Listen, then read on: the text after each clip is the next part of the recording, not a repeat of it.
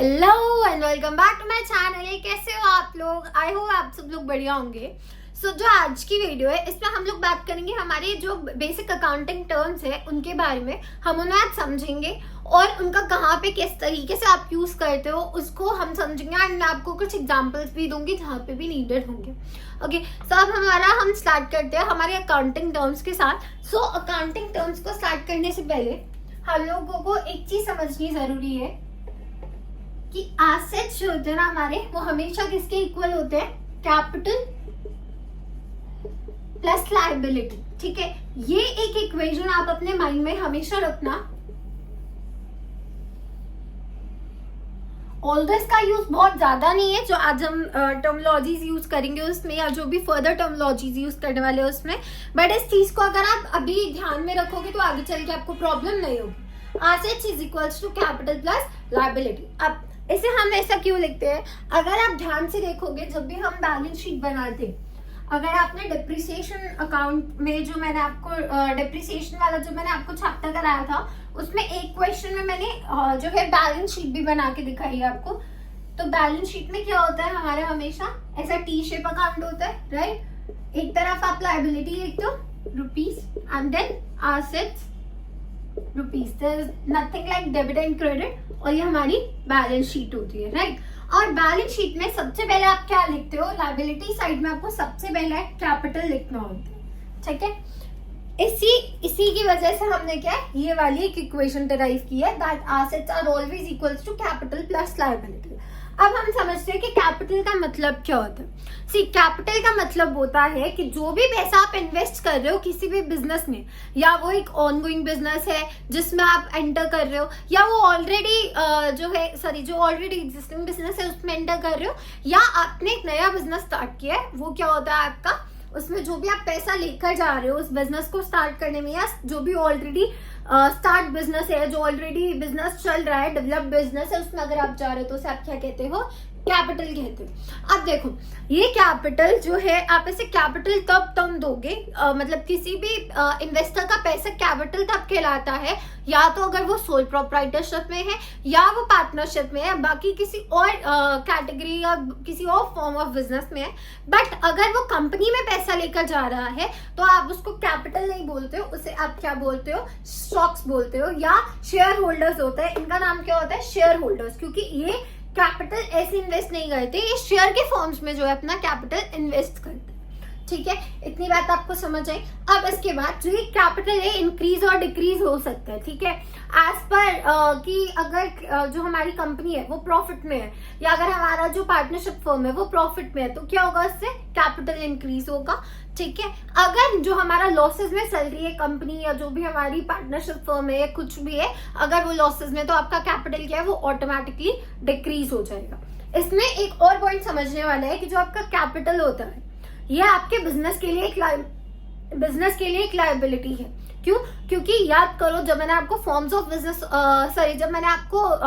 Business of organization start करवाया था business studies में, तब मैंने आपको बताया था कि क्या होता है कि जो भी आपके बिजनेसेस होते हैं, ये जो कंपनी होती है, ये आपका कैसे लिया जाता है कि ये जो है ये एक सेपरेट एंटिटी है। मतलब बिजनेस आपका एक पर्सन से एक सेपरेट एंटिटी है। आप बिजनेस में सिर्फ एज एन वर्क कर रहे हो, बिजनेस और आप एक दूसरे से जुड़े हुए नहीं हो। तो कैपिटल क्या है? बिजनेस में आप एक इन्वेस्ट कर रहे हो, तो ये बिजनेस का क्या एक लायबिलिटी हो गई है कि उसका आपको पैसा अर्न करके देना पड़ेगा, राइट? सो इसलिए क्या है, कैपिटल बिजनेस के लिए एक लायबिलिटी हो जाती है, क्योंकि आपको क्या है, पैसा देना है, इसीलिए हम लायबिलिटी साइड पे कैपिटल को लिखते हैं, ठीक है? अब लायबिलिटी क्या होती है? लायबिलिटी का मतलब हो गया कि मुझे किसी को पैसा चुकाना है, ठीक है? उससे क्या है, लायबिलिटी कहते हैं। अब लायबिलिटी हमारी दो तरीके की होती है, non current liability and current liability. Non current liability क्या होती है? नॉन करंट लायबिलिटी होती है वो लायबिलिटी जो मुझे 1 साल से ज्यादा टाइम के अंदर देना है। जैसे मैंने लॉन्ग टर्म लोन्स ले रखे हैं, मैंने डिबेंचर्स ले रखा है, ठीक है? अब आप पूछोगे कि मैम डिबेंचर्स क्या होता है? सो डिबेंचर्स का मतलब क्या होता है? वैसे डिबेंचर्स भी आपका क्या है, लायबिलिटी का ही पार्ट है, ठीक है? डिबेंचर्स, देखो कंपनीज जो बहुत बड़ी बड़ी कंपनीज होती है ना, ये बैंक से लोन लेंगी तो एक बैंक इन्हें प्रॉपर्ली पूरा लोन प्रोवाइड नहीं कर सकते। सो ये क्या करती है, ये जाती है बहुत सारे लोग, मतलब ये बहुत सारे लोगों के पास जाती है, मल्टीपल लोगों से क्या है पैसा इन्वेस्ट करवाती है कि आप क्या करो, हमें अभी के लिए पैसा दे दो, ये पैसा हम आपको वापस दे देंगे थोड़े टाइम में, मतलब हम आपको क्या है पैसा लौटाते रहेंगे। जैसे नॉर्मली आपका क्या होता है, कोई भी लोन लेते हो आप, उसमें क्या आप इंटरेस्ट पे कर रहे हो, इनको प्रिंसिपल अमाउंट जो है उसमें इंटरेस्ट पे करते हो, राइट, उस पर इंटरेस्ट पे करते हो विद जो भी आपने अपना एक किस्तें बांध रखी होती है कि इतने पर्टिकुलर सम हम आपको देंगे एज एन लोन को कवर अप करने के लिए, प्लस इस पे जो भी इंटरेस्ट लगेगा उसी हिसाब से आपके डिबेंचर्स होते हैं। बड़ी कंपनी क्या करती है, लोन लेती है बाकी लोगों से, पब्लिक से लोन लेती है, इकट्ठा करती है और उसको यूज करती है। एज सून एज उनको लगता है कि यार अब ये लोन हम वापस दे सकते हैं पूरा, तो वो क्या है अपने डिबेंचर्स को वापस से ले लेती है अपने पास, ठीक है। अब ये हो गया डिबेंचर्स, ये आपका किसका पार्ट था, आपका नॉन करंट लायबिलिटीज का। अब करंट लायबिलिटीज कौन सी होती हैं, करंट लायबिलिटीज वो लायबिलिटीज हो गई जो कि आप विद इन अ ईयर आप क्या है उससे वापस कर दोगे। फॉर एग्जाम्पल आपने किसी से पैसे उधार लिए, ठीक है, या आपने किसी से परचेज किया, अगर मैं बिजनेस टर्म्स में ऐड करूं, आपने किसी से परचेज किया है और आपने जो रॉ मटेरियल आपने अपने बिजनेस के लिए परचेज किया उसके लिए आपने बोला कि हम विद इन 10 मंथ्स या 15 मंथ्स आपको दे देंगे, राइट। सो ये क्या ये आपकी करंट लायबिलिटी हो जाती है। सो मैं एक बार आपको बता देती हूँ हमारी कितने टाइप्स ऑफ लायबिलिटीज होती हैं।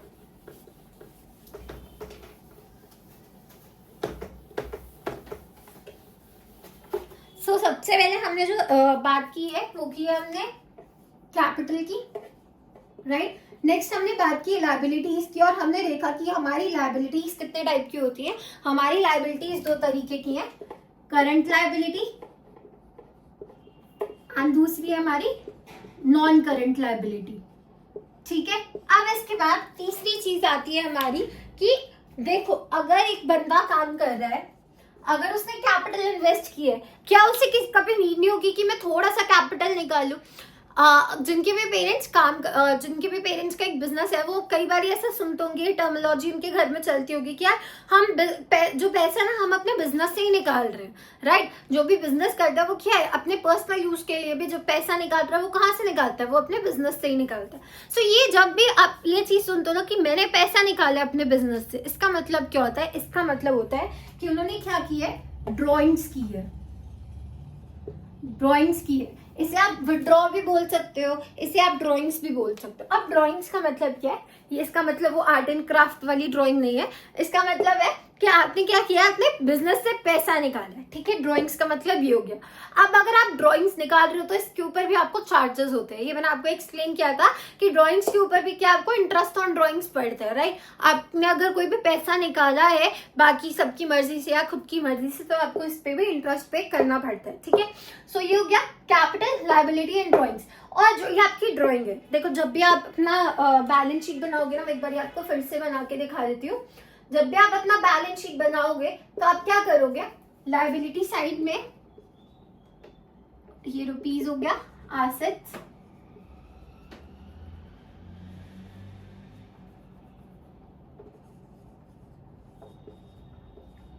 जब भी आप अपना लायबिलिटी साइड में पहले आप लिखोगे कैपिटल, इसकी कुछ अमाउंट आएगी, राइट, देन माइनस कर दोगे जो भी आपने ड्राइंग्स किया है एंड प्लस करोगे जो भी आपके इंटरेस्ट ऑन ड्राइंग्स होंगे और उसके बाद आपका जो है एक फाइनल आंसर आएगा, ठीक है। आप इस तरीके से शो करते हो अपनी बैलेंस शीट में। और ड्राइंग्स जो है वो डेबिट हो जाती है ड्राइंग साइड्स में। जब आप एक ड्राइंग का अकाउंट क्रिएट करते हो तब ड्राइंग्स के केस में क्या होगा, वो डेबिट हो जाएगा जिस भी पार्टनर के नेम से वो निकाली गई है, ठीक है। अब कैपिटल को निकालने का तरीका आपको समझ आ गया होगा। अब मैं बार बार आपको ऐसे एक्सप्लेन नहीं करूंगी, आप इतने बड़े हो कि आपको पता है कि कैसे एक नॉर्मल इक्वेशन को सॉल्व करना है, ठीक है। सो आप इस इक्वेशन से आराम से कैपिटल को फाइंड आउट कर सकते हो, that assets equals to capital plus liability. So आपको इजीली पता है कि अगर आपको कैपिटल निकालना है तो आपको क्या फॉर्मूला यूज करना है। अब तो आपको समझ आएगी है कि डायरेक्टली इसे इधर ले जाओ, इसका मतलब capital is equals to assets minus liability, right. अब हमने कैपिटल समझ लिया, हमने लायबिलिटी समझ ली। अब हमारा चौथा जो पॉइंट आता है वो आता है कि हमें एसेट्स को समझना है कि भाई हमारे एसेट्स क्या होते हैं। एसेट्स क्या होते हैं, एक बार आप क्या करो, फटाफट से वीडियो को पॉज करो और एक बार मुझे कमेंट में लिख के बताओ कि एसेट्स का मतलब क्या होता है। ठीक है, अब एसेट्स का क्या मतलब है, देखो आप जब भी किसी भी बिजनेस में किसी भी बिजनेस को रन करते हो, आपके पास बहुत सारी ऐसी चीजें होती हैं जिसको आप देख सकते हो कि यार ये चीज जो है ना ये मेरी है, ये मेरे बिजनेस की है। या अगर as a business point of view से देखो तो आप किसी भी बिजनेस में जब भी होते हो तो अब वो बिजनेस क्या है, उन चीजों को देख के बोल सकते हैं ये तो चीजें मेरी हैं, ठीक है, ये बाकियों की नहीं है। जैसे कि एग्जाम्पल अगर मैं लूँ तो अगर गुड्स है, अगर मैंने गुड्स परचेज किया तो वो गुड्स अगर मैंने कैश पे परचेज किया तब वो मेरे हैं, बट ये अगर मैं क्रेडिट पे करूंगी जब तक मैं पैसा पे नहीं कर रही, वो गुड्स किसके है, वो उसी सामने वाले पर्सन के है, बट वो सिर्फ अभी मैं यूज कर रही हूँ। एज सून एज मैं उसको पैसे दे दूंगी वो गुड्स क्या हो जाएंगे, मेरे हो जाएंगे, राइट। अब अगर मैं एक बात करूं कि मैंने कंप्यूटर लिया अपने बिजनेस के यूज के लिए, बिजनेस पर्पस के लिए, मैंने मान लो 20 कंप्यूटर्स लिए थे मेरे एम्प्लॉयज को देने के लिए, और ये जो 20 कंप्यूटर्स है क्या है, मेरे खुद के हैं, ये मेरे बिजनेस के हैं, तो ये क्या है, मेरे लिए पैसा भी अर्न करके दे रहे हैं। सो इन्हें हम क्या कह सकते हैं, हम एसेट्स कह सकते हैं, ठीक है। तो एसेट क्या है, टैंजिबल हो सकता है, इंटैंजिबल हो सकता है, मतलब ऐसे एसेट्स भी हो सकते हैं जिन्हें आप छू सकते हो या सिर्फ जो कि आप देख सकते हो, ठीक है, ये एसेट्स हो सकते हैं। दूसरा, आपका एसेट का क्या नेचर होना चाहिए कि ये खुद के होने चाहिए, ठीक है, इनके ऊपर आपका खुद का हक होना चाहिए, बिजनेस का हक होना चाहिए। सो ये एसेट्स होते हैं। अब एसेट्स भी हमारे फर्दर 3 पार्ट्स में डिवाइडेड है, नॉन करंट एसेट्स,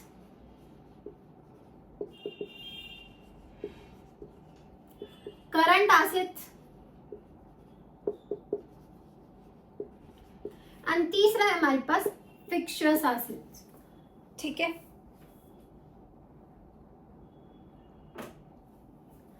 इन्हें आप फिक्टिशियस एसेट्स बोलते हो,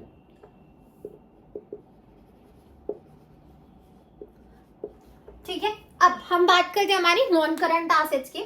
ये एसेट्स ऐसे एसेट्स होते हैं जिनका क्या है, जिन्हें आप एक तो सबसे पहले 1 साल से ज्यादा के लिए रख रहे हो, और ये आपके वो एसेट्स है जो आपकी हेल्प कर रहे हैं, जिसको पहली चीज तो आप रीसेल पर्पस के हिसाब से नहीं रख रहे हो, और ये आपको हेल्प करेंगे कि आगे आप जो है अपना पैसा जो है वो बढ़ा सको, डेली ऑपरेशन जो है उनको एफिशिएंट बना सको। उनके लिए जो भी एसेट्स आप यूज करते हो वो नॉन करंट एसेट्स होते हैं, ठीक है। जैसे कि आपके हो गए फिक्स्ड एसेट्स हो गए, वो इसमें आता है, या अगर आपने प्रीपेड एक्सपेंस किया है वो इसमें आएगा, राइट। सॉरी, प्रीपेड एक्सपेंस आपके करंट एसेट्स में आते हैं, नॉन करंट एसेट्स में नहीं आते हैं।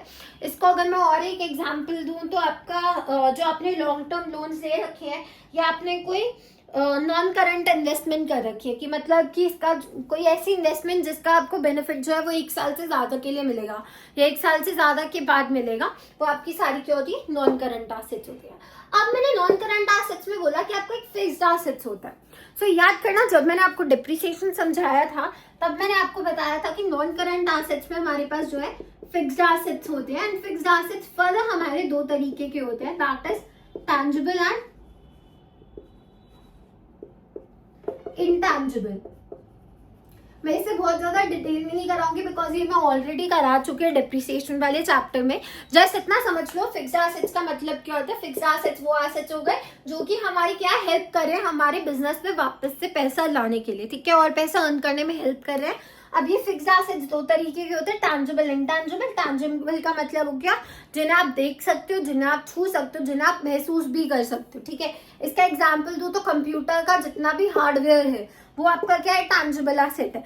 आपने कोई मशीनरी परचेज की है वो क्या है, आपकी टैंजिबल एसेट है, ठीक है। अब इंटैंजिबल एसेट कौन सा होता है? इंटैंजिबल एसेट वो होता है जिन्हें सिर्फ आप महसूस कर सकते हो बट इन्हें देख नहीं सकते हो, जैसे कि गुडविल, जैसे कि आपका पेटेंट, राइट। ये क्या है, आपका सारा इंटैंजिबल एसेट हो जाता है।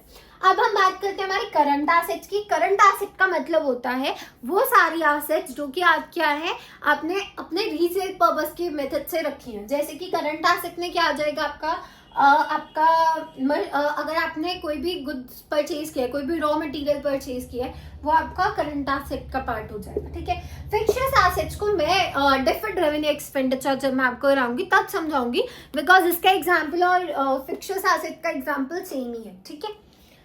अब हम बात करेंगे कि हमारी रिसीट्स क्या होती है। नेक्स्ट जो हमारे पास है फिफ्थ, दैट इज रिसीट्स। देखो सबसे पहले तो रसीद जो है ना ये as a source of document भी काम करता है। सोर्स ऑफ डॉक्यूमेंट मतलब कि रसीद जो है ना ये आपकी हेल्प करती है ये बताने में कि आपने किसी गुड्स को परचेज या सेल किया है, ठीक है। सो रसीद क्या होती है, जिससे आपको पता चल रहा है कि कोई ट्रांजैक्शन जो है वो हुआ है, ठीक है। अब ये जो रसीद होती है ये भी हमारे दो तरीके की होती है, और रिसीट्स को आप ये भी बोल सकते हैं अमाउंट रिसीव्ड या जो रिसीव होगा on the sale of goods और सर्विसेज, ठीक है। रिसीट्स का मतलब और क्या होता है कि क्या आपने अमाउंट ऑफ गुड्स, जो भी आपका अमाउंट मिला है या अमाउंट जो मिलेगा after the sale of goods और सर्विसेज, उसे आप रिसीट्स कहते हो। अब रिसीट्स हमारी दो तरीके की होती है, रेवेन्यू रिसीट्स होती है और एक होती है capital receipts. Revenue receipts and capital receipts. Revenue receipts क्या कहता है, रेवेन्यू रिसीट्स कहता है कि आपका रेवेन्यू रिसीट्स वो हो गए जो कि आपने जो भी आपके पैसे मिल गए हैं या जो पैसे मिलने हैं किसकी वजह से, कौन सी एक्टिविटीज की वजह से, वो सारी एक्टिविटीज की वजह से जो आप अपना डेली बिजनेस में यूज करते हो, ठीक है। जो भी आपकी ऑपरेटिंग एक्टिविटीज हैं उनके थ्रू जो भी आपको पैसा मिलना है या जो मिल चुका है वो सारी आपकी रेवेन्यू रिसीट्स में आएंगे। अब एक क्वेश्चन है कि ऑपरेटिंग एक्टिविटीज क्या होती है। ऑपरेटिंग एक्टिविटीज का मतलब होता है वो सारी एक्टिविटीज जो कि आप क्या कर रहे हो, डेली बेसिस पे आप रन कर रहे हो, जिनसे आपका डेली बेसिस पे आपका एक रेवेन्यू जनरेट हो रहा है। मैं अब एक एग्जांपल के साथ समझाऊं तो लेट्स सी कि अगर मेरा एसी का काम है, ठीक है, अब मैं डेली बेसिस पे एसी बेच रही हूँ, तो उससे जो भी मुझे पैसा रिसीव हो रहा है या जो भी पैसा मैंने को रिसीव होगा वो सारी मेरी रेवेन्यू रिसीट्स हो जाएंगी। अब अगर यही मेरे को कैपिटल रिसीट्स के बारे में अगर मैं आपको एक एग्जांपल दूं, तो इसका क्या होगा, लेट्स से कि मेरे जो मेरा एसी की शॉप है वहां पे मेरे पास एक कंप्यूटर पड़ा है, ठीक है, जो मैं अब यूज नहीं कर रही हूँ बिकॉज अब मैंने और एक अच्छा एडवांस्ड जो कंप्यूटर है वो मेरी शॉप में यूज करने के लिए सोचा है। तो मैं पहला वाला जो बेचूंगी वो क्या हो जाएगा, मेरा कैपिटल रिसीट हो जाएगा, क्योंकि उससे जो भी अमाउंट रिसीव हो रहा है वो किसके नेचर का होगा, वो कैपिटल नेचर का होगा। वाई, बिकॉज मैंने अपनी एक एसेट बेची है, मैंने अपने एक एसेट बेचने पर जो भी मुझे प्रॉफिट या जो भी मुझे इनकम हो रही है वो क्या है, वो मेरे बिजनेस का पार्ट नहीं है, वो मेरी ऑपरेटिंग एक्टिविटीज का पार्ट नहीं है, वो मेरी अदर एक्टिविटीज का पार्ट है, इसलिए वो हमारा कैपिटल में आ जाता है, ठीक है। आई होप ये आपको क्लियर हो गया होगा। नेक्स्ट अगर हम बात करें, हमारे पास आता है एक्सपेंडिचर।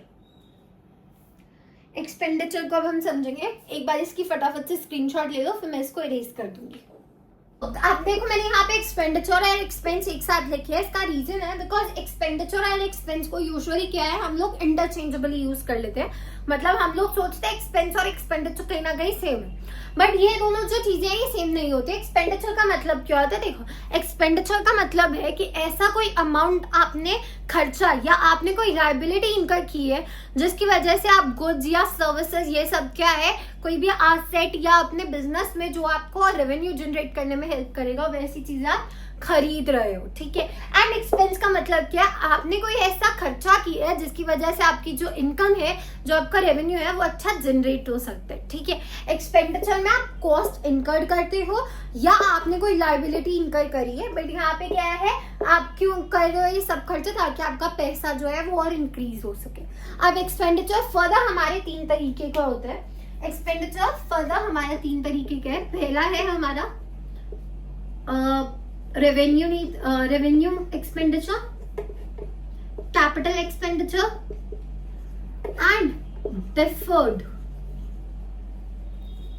रेवेन्यू एक्सपेंडिचर, ठीक है। ये मैंने आपको बोला था कि जब मैं आपको जब मैं आपको ये करा रही थी assets, fixtures assets, fictitious assets, तब मैंने आपको बोला था कि डिफर्ड जो रेवेन्यू एक्सपेंडिचर है उसके साथ कराऊंगी। सो यहाँ पे सबसे पहले हम एक बार ही रेवेन्यू को समझते हैं। देखो रेवेन्यू एक्सपेंडिचर का मतलब क्या है, रेवेन्यू एक्सपेंडिचर का मतलब है ऐसे एक्सपेंडिचर्स, ऐसे खर्चे जो आप कर रहे हो जिससे क्या है आपका रेवेन्यू नेचर, मतलब ऑपरेटिंग एक्टिविटीज जो है उस नेचर की आपकी जो है एक्टिविटीज हो रही है, उस नेचर की वजह से आपको कोई मतलब ऑपरेटिंग एक्टिविटीज की वजह से आपको कोई पैसा जो है वो इनकर करना पड़ा है, कोई कॉस्ट इनकर करनी पड़ी है, या आपने क्या किया कोई लायबिलिटी इनकर किया। अब इसका एग्जांपल दूं तो जैसे आपने कोई गुड्स सेल किए तो कॉस्ट ऑफ गुड्स सोल्ड, ठीक है, कितना आपका कॉस्ट लगा है या कितने कॉस्ट के आपने गुड्स जो है वो सेल किए हैं।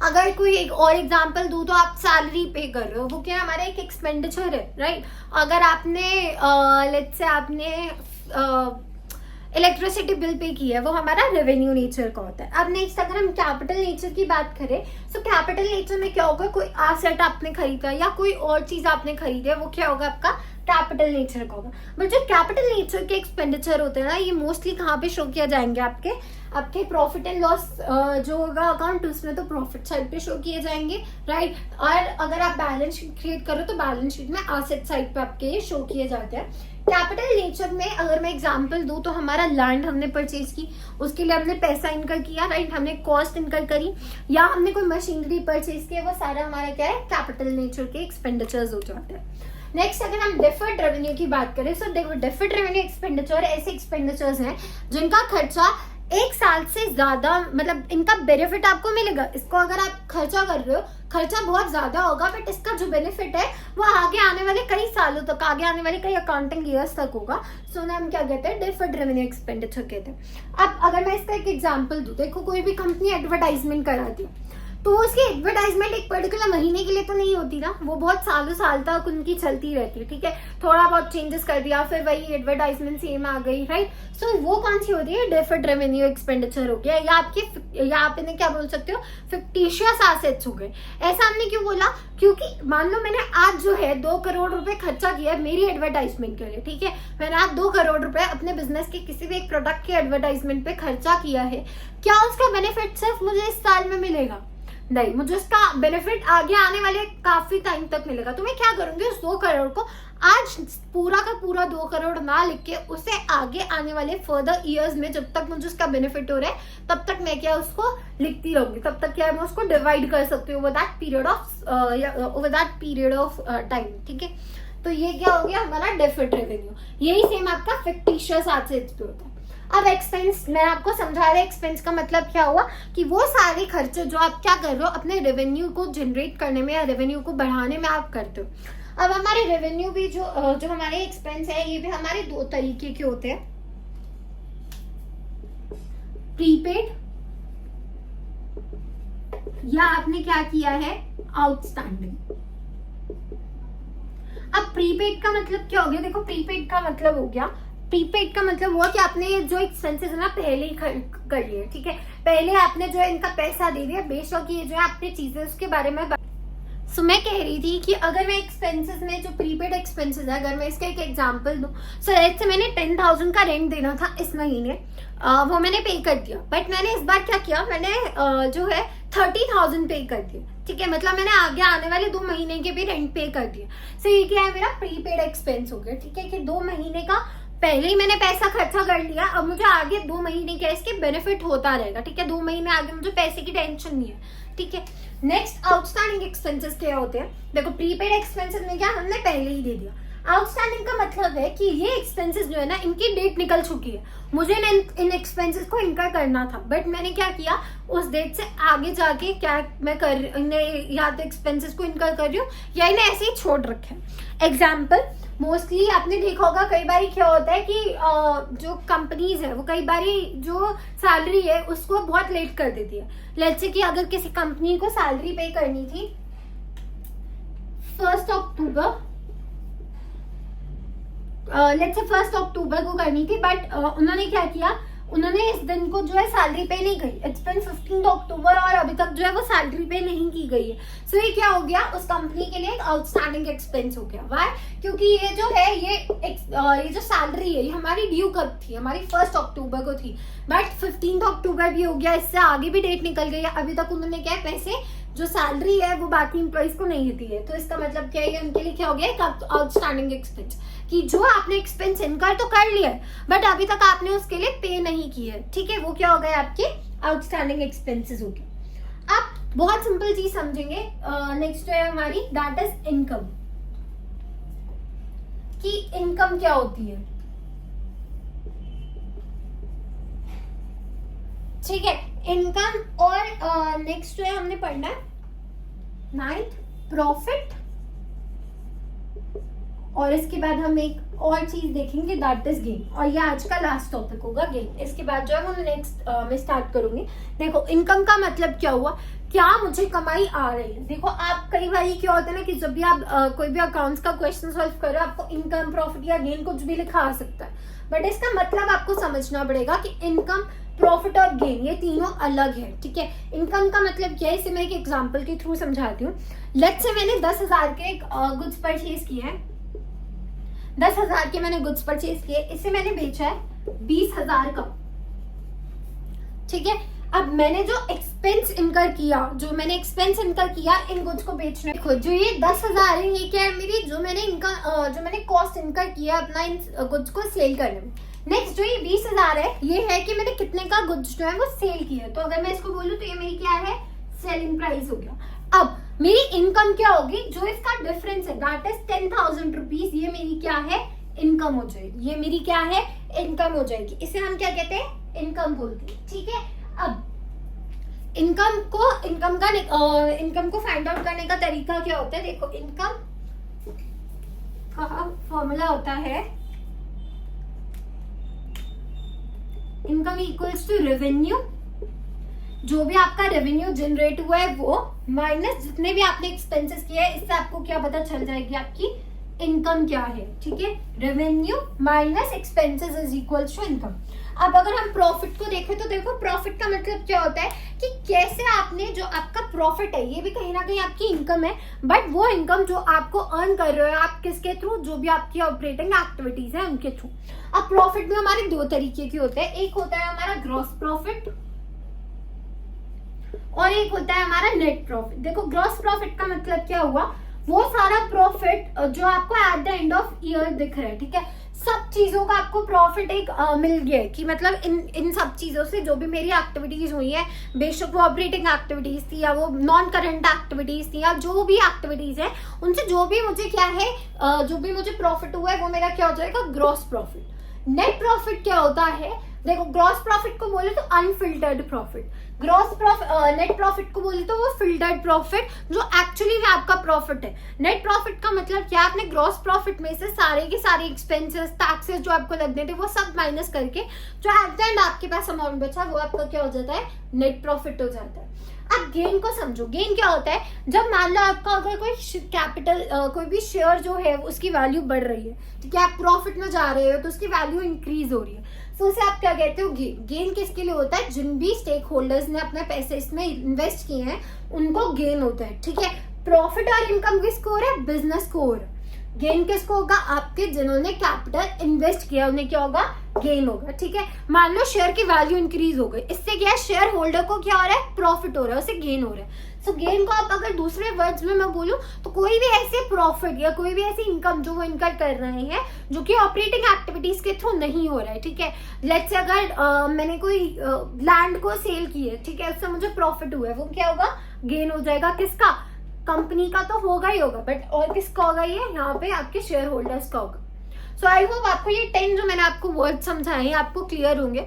नेक्स्ट वीडियो में हम लोग और ऐसे वर्ड्स को देखेंगे, ऐसे टर्मिनोलॉजीज को देखेंगे जो कि हमारे अकाउंट्स में बहुत ज्यादा यूज किए जाते हैं, ठीक है। सो आई होप ये वीडियो पसंद आई होगी।